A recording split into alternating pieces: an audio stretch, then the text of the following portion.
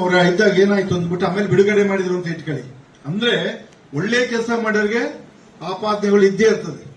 ಯಾವತ್ತೂ ಕೂಡ ಅವ್ರನ್ನೂ ಕೂಡ ಬಿಟ್ಟಿದ್ದಿಲ್ಲ. ಇಲ್ಲಿ ಯಾವ್ದು ಅವಂದೇ ಆದಂತ ಸ್ವಂತ ಭೈರವ ನಾಣ್ಯವನ್ನ ಮುದ್ರಿಸಿದಾನೆ, ಇದು ಅಪರಾಧ, ಇವ್ರಿಗೆ ಹಕ್ಕಿಲ್ಲ ಮುದ್ರಿಸಕ್ಕೆ ಅಂತ ಇದು ಇಲ್ಲದ ಚಾಡಿಗಳನ್ನ ಹೇಳಿ ಇವ್ರ ಬೆಳವಣಿಗೆ ನೋಡಿ ಆಪಾದನೆ ಮಾಡಿ ಅವ್ರಿಗೂ ಕೂಡ ಕಷ್ಟವನ್ನ ಕೊಟ್ಟರು ಜನ. ಆದ್ರೂ ಕೂಡ ಅವ್ರು ಯಾವ್ದಕ್ಕೂ ಹಂಜದಲೆ ಮತ್ತೆ ಜೈಲಿಂದ ಬಂದು ನಗರವನ್ನ ನಿರ್ಮಾಣ ಮಾಡಿಕೊಂಡು ಇವತ್ತ ಅವರ ಹೆಸರಿನಲ್ಲಿ ಕೋಟ್ಯಾಂತರ ಜನ ತಮ್ಮ ಬದುಕನ್ನ ರೂಪಿಸಿಕೊಂಡವ್ರೆ. ಅದರಿಂದ ಯಾವುದೇ ಒಂದು ಒಳ್ಳೆ ಕೆಲಸಗಳು ಮಾಡುವಾಗ ನಾವು ಸತ್ಯಕ್ಕೆ ಮಾತ್ರ ಯೋಚನೆ ಮಾಡಬೇಕು. ಅಧರ್ಮಕ್ಕೆ ಮಾಡಿದ್ರೆ ಭಯ ಬೀಳ್ಬೇಕು ಹೊರತು ನಾವು ಸತ್ಯ ಮಾರ್ಗದಲ್ಲಿದ್ದಾಗ ಯಾವನ್ ಟೀಕೆ ಮಾಡಲಿ, ಯಾವನ್ ಟಿವಿಲಿ ಬರಲಿ, ಯಾವನ್ ಪೇಪರ್ ಬರಲಿ, ನಮ್ಮ ಹಾತ ಬಗ್ಗೆ ನಾವು ಸರಿಯಾಗಿದ್ದೀವಿ ಅಂತ ಗೊತ್ತಾದ್ಮೇಲೆ 100 ಟೀಕೆ ಮಾಡ್ಕೊಂಡು ನಾವ್ಯಾತ ಕೇರ್ ಮಾಡಬೇಕು? ಏನು ಕೇರ್ ಮಾಡಬೇಕಾಗಿಲ್ಲ. ನಮ್ಮಲ್ಲಿ ಏನು ತಪ್ಪಿದ್ರೆ ಭಯ ಬೀಳಬೇಕು. ಸತ್ಯ ಯಾವತ್ತಿದ್ರೂ ಹೊರಗಡೆ ಬರ್ತದೆ.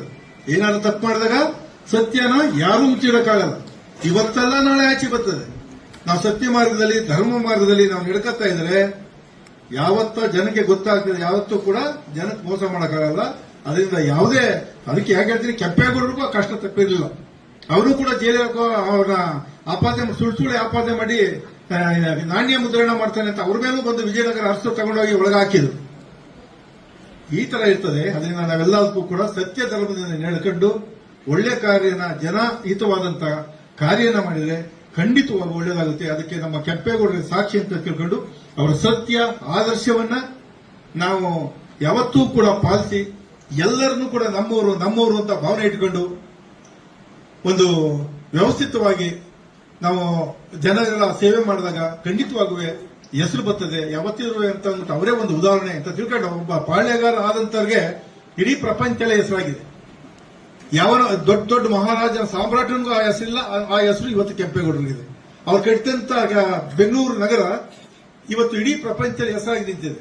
ಅದರಿಂದ ಏಕೆ ಅಂತಂದ್ರೆ ಒಳ್ಳೆ ಉದ್ದೇಶದಿಂದ ಮಾಡಿದಾಗ ಖಂಡಿತವಾಗೂ ಒಳ್ಳೇದಾಗುತ್ತೆ. ಅವ್ರ ತತ್ವ ಆದರ್ಶವನ್ನ ಪಾಲನೆ ಮಾಡೋಣ ಅಂತ ಹೇಳಿ ಎಲ್ಲರಿಗೂ ಕೂಡ ನಾಡಪ್ರಭು ಕೆಂಪೇಗೌಡರ ಜಯಂತಿಯ ಶುಭಾಶಯಗಳನ್ನು ಕೋರಿ ನಾನು